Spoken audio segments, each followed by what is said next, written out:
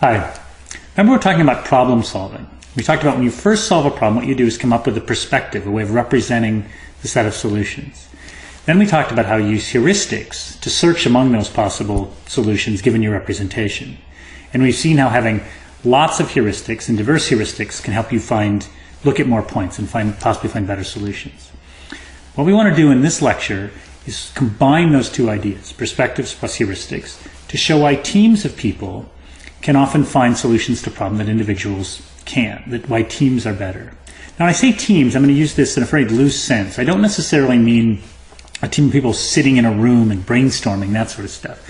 What I mean is a collection of people, possibly, working even over time. So if you look at something even like the toaster on your counter, you can think of that as being something that's been really consistently and constantly improved upon by a team of people. So it's the person who first invented the toaster, and then somebody improved it, and then somebody came up with the crumb tray, and then somebody came up with the automatic shut-off button, and all sorts of things, right? So a toaster consists of a whole bunch of improvements, and you can think of that as being, that current solution that we have as being something that a team has come up with. So again, by team, I don't necessarily mean a group all working together and, in some unit. I just mean a collection of people. So how does it work? Why are teams and why are groups of people better than individuals? Well, let's go back and let's think about the candy bar example. And remember, I had one landscape, one perspective based on calories, and that had 3 local peaks, right? And let's represent those by A, B, and C. And then I had another landscape that was represented by masticity, and that had 5 peaks, and we can call these, let's call these A, B, D, E, and F. So these are different than the peaks for the caloric landscape, with one exception. Notice for sure that A, which is the best possible point, that has to be a peak in the caloric landscape, and it's also got to be a peak in the masticity landscape, and that's because it's the best possible point. So if it's the best possible point, it's got to be a peak in every landscape. Now we can characterize these problem solvers by their local peaks, by their local optima. So the local optima of the caloric landscape are A, B, and C. The local optima for the masticity landscape are A, B, D, E, and F. And remember, we said the caloric landscape is a better landscape than the masticity landscape because of the fact that it had fewer local optima. So one way to think about how good you are at solving a problem is how many local optima you have given your perspective and your heuristic. Now here we're assuming the heuristic, right, is just hill climbing.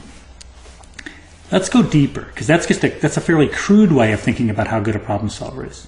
We can actually take into account the average value of those peaks.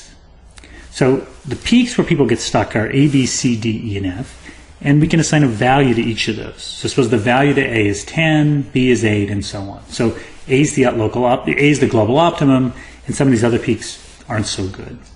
What we can do is we can ask, what's the average value of a peak for the caloric problem solver? So the problem solver who thinks in terms of the caloric perspective, they get stuck at A, B, and C. What's the average value? Well, A has a value of 10, B has a value of 8, C has a value of 6. And so we can think of the ability as just the average of those 3 peaks, which is 8. But if I look at the masticity problem solver, they get stuck at A, B, D, E, and F, and those have values 10, 8, 6, 2, and 4, and the average of those is 6. So we can think about the ability of the masticity problem solver as being 6. So not only did the caloric problem solver have fewer local optima, they had higher average values. This is another reason why that person's a better problem solver. Let's think of them now, though, as working as a team. If I think of them working as a team, the caloric problem solver gets stuck at A, B, and C. The masticity problem solver gets stuck at A, B, D, E, and F. Let's suppose first that the caloric problem solver works on the problem first, and she gets stuck at B. She then passes the problem to the masticity problem solver. And the masticity person says, you know what, I can't help you because B looks pretty good to me because B is also a peak for him. Suppose instead, though, that the caloric problem solver gets stuck at C, and she passes C on to the masticity problem solver. And now this masticity person, C, if you notice, isn't anywhere in this list. C isn't a local optima. That means that the masticity person can get from C to some other local optima, and it's got to be one that's better. Why does it have to be better? Because this person's hill climbing, and if he's hill climbing, then he's got to be able to find something that's better than C, and that's going to be either A or B. So the intersection of these local optima, A and B, are the only places where they can get stuck. if, for example, the domesticity person went first and got stuck at E, then the caloric person could take E and get to someplace else, either A, B, or C. If she gets to A or B, the domesticity person's also stuck. If she gets to C, then the domesticity person can then in turn take it up to A or B. So the only places the team can get stuck is A or B. You can make this formula called the intersection property, that the local optima for the team is the intersection of the local optima for the individuals. So if we look at the team, there's only two places the team can get stuck, 10 and 8, and the average value there is 9. So the ability of the team is higher than the ability of either person. And the reason why is because the team's local optima is the intersection of the local optima for the individuals. So the reason why then we see over time products get better, and the reason why we see teams being really innovative, the reason why we see a lot of science being done by teams of people, is because the only place a team can get stuck is where everybody on the team can get stuck.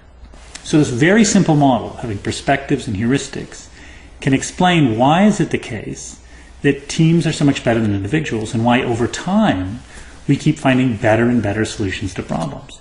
It's not necessarily that we're getting smarter. Now it's true, we are coming up with new ways to represent problems, and we also are coming up with all sorts of new heuristics all the time. We're developing new ways to solve problems all the time.